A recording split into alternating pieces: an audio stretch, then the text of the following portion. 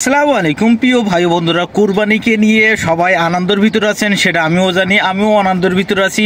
কুরবানির বিষয়ে কিছু কয়েকটা প্রশ্ন নিয়ে আপনাদের মাঝে হাজির হয়েছি।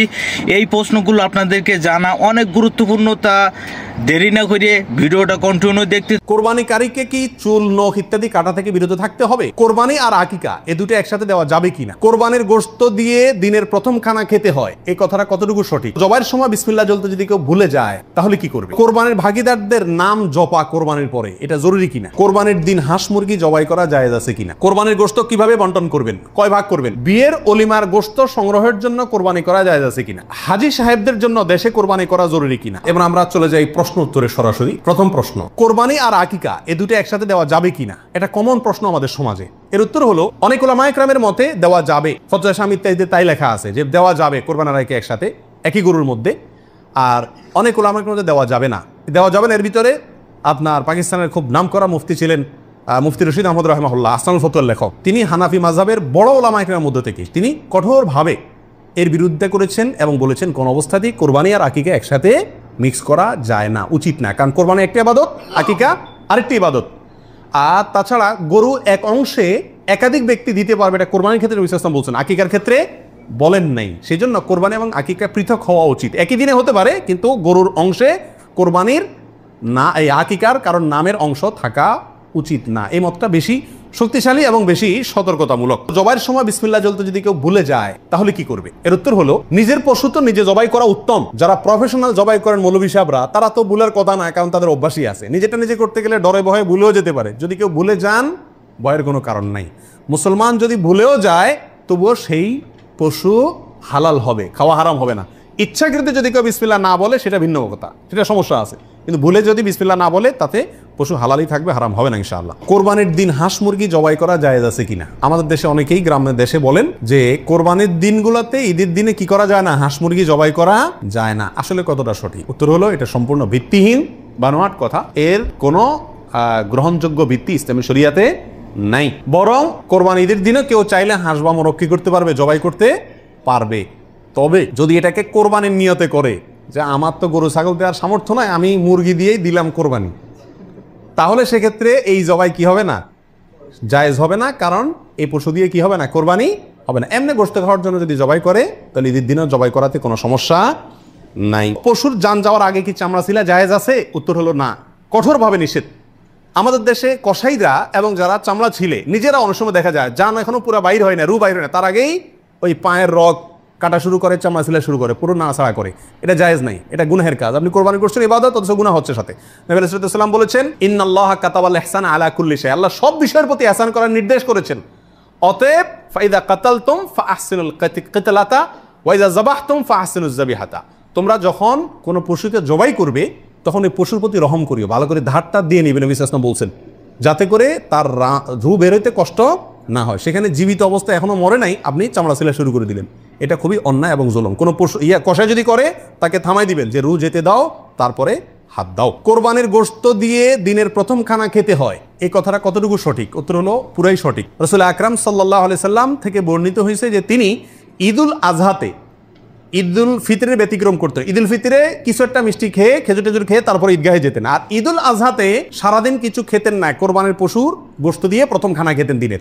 অতএব আপনি গরু দেন, ছাগল দেন, যেটা দিয়ে কোরবানি করেন, দিনের প্রথম খানা কি দিয়ে হওয়া উত্তম? ওই গোশত দিয়ে হওয়া উচিত। গোশতটা তো আল্লাহকে দিয়ে দিয়েছেন, আল্লাহর নামে জবাই করছেন, আল্লাহ আপনাকে হাদিয়া দিয়েছেন। এই জন্য আল্লাহর হাদিয়ার আগে একটু পেটটা খালি রাখেন, আকর্ষণ করে খান, তাহলে ইনশাআল্লাহ সেটা আপনার জন্য, আপনার আল্লাহর হাদিয়াকে আপনি মূল্যায়ন করলেন, সেটা প্রমাণ হবে। হাজী সাহেবদের জন্য দেশে কোরবানি করা জরুরি কিনা? যারা হজ করতে আসছেন তারা দেশে তাদের পক্ষ থেকে কোরবানি দিতে হবে কিনা? উত্তর হলো না। হাজী সাহেবরা যারা আসছেন তারা হজ করতে এসে হজের পরে তারা দমের শকর দিচ্ছেন, শুকরিয়া স্বরূপ যে দম দিচ্ছেন, যেটাকে আমরা কোরবানি বলি, এখানে দিচ্ছেন, তাদের জন্য দেশে তাদের পক্ষ থেকে আর কোরবানি দেওয়া কিনা জরুরি না। তাছাড়া তারা মুসাফির অবস্থায় মুসাফির ব্যক্তির জন্য কি দিতে হয় না, কোরবানি দিতে হয় না। কোরবানির ভাগীদারদের মধ্যে কারো ইনকাম হারাম অথবা উদ্দেশ্য অসৎ, গোশত খাওয়ার উদ্দেশ্য আছে না নেই?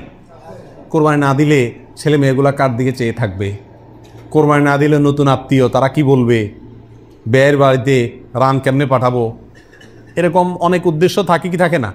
সারা জীবন দিয়ে আসছি, এবছর না দিলে সমাজে মুখ থাকে না, মানুষ কি বলবে?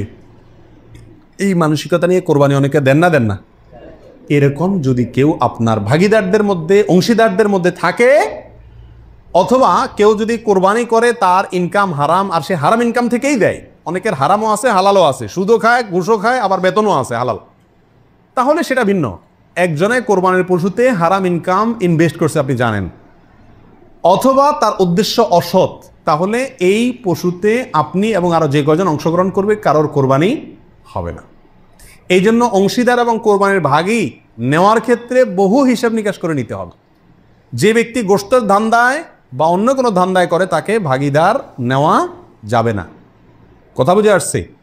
নিতে হবে যে শুধুমাত্র আল্লাহ সন্তুষ্ট করার জন্য, আল্লাহর সন্তুষ্টির জন্য যে কোরবানি করে তাকে, এবং সরাসরি হারাম টাকা ইনভেস্ট না করে ওই ব্যক্তিকে, যার ইনকাম হালাল, এরকম ব্যক্তিকে ভাগিদার হিসাবে নিতে হবে। আর না হলে ভাগি দেওয়ার দরকার নাই, একা একাই দিতে হবে।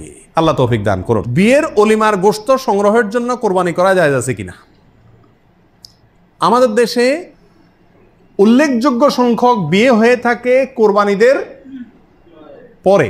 আপনারা খেয়াল করবেন, আগদ হয়তো আগে পরে হয়, খাওয়ান দাওয়ানের অনুষ্ঠান হয় কোরবানিদের পরে।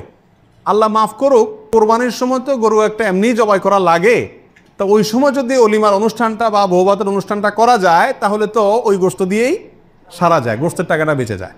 যদি কারোর এরকম উদ্দেশ্য থাকে তাহলে সেক্ষেত্রে তার কোরবানি হবে না।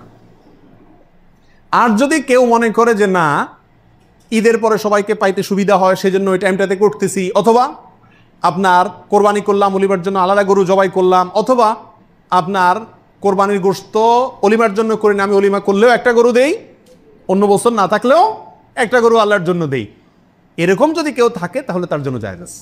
আর তা না হলে এই কোরবানির গোশত দিয়ে অলিমা সারা, অনুষ্ঠান সারা, এটা যদি ওই উদ্দেশ্যে করে তাহলে সেক্ষেত্রে এটা কোরবানি হবে না, বরং এটা এক ধরনের তামাশা হবে, কোরবানি না। কোরবানির গোশত কিভাবে বন্টন করবেন, কয় ভাগ করবেন? এর উত্তর হলো, কোরবানির পশু 3 ভাগে বন্টন করা ওলামা ইকরাম মুস্তাহাব বলেছেন, কিন্তু কোনো হাদিসে এর ক্ষেত্রে আলাদা করে এভাবে নির্দেশ করা হয় যে 3 ভাগ করতে হবে। আল্লাহ কোরআনে বলছেন যে ফাকুলু মিনহু, তোমরা কোরবানির পশু থেকে নিজেরা খাও, ওয়া তাইমু আল কানিআ ওয়াল মুতাররা, ধনী গরিব সবাইকে দাও। তাহলে ধনী গরিব 2 ভাগকে দাও, আবার নিজে খাও, 3টাই হয়ে গেল এখানে। এর থেকে 3 ভাগ মোটামুটি এভাবে ইঙ্গিতে বোঝা যাচ্ছে, কিন্তু এটা কোনো জরুরি কিছু না। আর সহিহ মুসলিম হাদিসে আছে নবী রাসূলুল্লাহ সাল্লাল্লাহু আলাইহি ওয়াসাল্লাম বলেছেন তোমরা নিজেরা খাও, আবার রেখেও দাও, আবার দানও করো, অর্থাৎ 3টা করা যাবে। আবার সহিহ মুসলিমের আরেক বর্ণনায় আসছে তোমরা খাও এবং মানুষকে খাওয়াও। তাহলে বোঝা গেল নিজে খাওয়া অন্যকে দান করা সবগুলাই উত্তম এই কোরবানির গোশতের ক্ষেত্রে। কোরবানিকারীকে কি চুল, নখ ইত্যাদি কাটা থেকে বিরত থাকতে হবে? উত্তর হলো হ্যাঁ। নবী রাসূলুল্লাহ সাল্লাল্লাহু আলাইহি ওয়াসাল্লাম বলেছেন মান আরাদা আন ইউদাহিয়া, যে ব্যক্তি কোরবানি করার ইচ্ছা রাখে, পোষণ করে, ফালা ইয়াখুয মিন শা'রিহি ওয়া আযফারিহি শাইআ, সেই জন্য তার নখ, চুল ইত্যাদি কোনো কিছুতে হাত না দেয়। কোরবানির ঈদের 10 দিন আগে, চাঁদ যেদিন উঠবে ওই দিন থেকে নিয়ে ঈদের দিন পর্যন্ত এগুলো করা যাবে না। কি করা যাবে না? চুল, নখ ইত্যাদি কাটা যাবে না, কাটবে না কোরবানিকারী ব্যক্তি। কোরবানি দেওয়ার পরে চুল, নখ ইত্যাদি কাটবে, এটা খেয়াল রাখা উচিত। কোরবানির ভাগিদারদের নাম জপা কোরবানির পরে, এটা জরুরি কিনা? আপনারা দেখবেন ভাগিদারে কোরবানি যদি দেয় তার লিস্ট লিখতে লিখতে অবস্থা খারাপ হয়ে যায়, এবং যিনি কোরবানির পশু জবাই করেন ওই হুজুর নাম নিতে নিতে অবস্থা খারাপ। আল্লাহর নামে এতবার নেয় কিনা সন্দেহ, এতবার ওই ভাগিদারদের নাম নেয়, কারণ ভালো করে নাম নিলে টাকা পাওয়াও, কোরবানি জবাইয়ের টাকা পাওয়াও কঠিন হয়ে যাবে। তো এটা জরুরি কিনা? উত্তর হলো এটা মুস্তাহাব। কোরবানি করার পরে আল্লাহুম্মা তাকাব্বালহু মিন ফুলান ফুলান ফুলান, আল্লাহ এটাকে অমুকের পক্ষ থেকে নাম ধরে তার পক্ষ থেকে কবুল করুন, এরকম বলাটা মুস্তাহাব, উত্তম। রাসূল আকরাম সাল্লাল্লাহু আলাইহি ওয়াসাল্লাম নিজেও বলেছেন আল্লাহ এটা আমার পক্ষ থেকে কবুল করেন, এটা আমার উম্মতের পক্ষ থেকে কবুল করেন, আমার পরিবার, এটা আমার উম্মতের পক্ষ থেকে। তাহলে এভাবে সবাইয়ের পক্ষ থেকে কোরবানি, যে কজন দিচ্ছে তাদের পক্ষ থেকে কোরবানি হচ্ছে এই কথাটা, এবং তাদের পক্ষ থেকে আল্লাহ কবুল করেন, এটা বলাটা উত্তম, মুস্তাহাব কিন্তু কিনা। কোনো কারণে যদি এটা কেউ বলতে ভুলেও যায়, নিয়ত যেহেতু আছে আল্লাহ জানেন, অতএব কি হয়ে যাবে? কোরবানি হয়ে যাবে।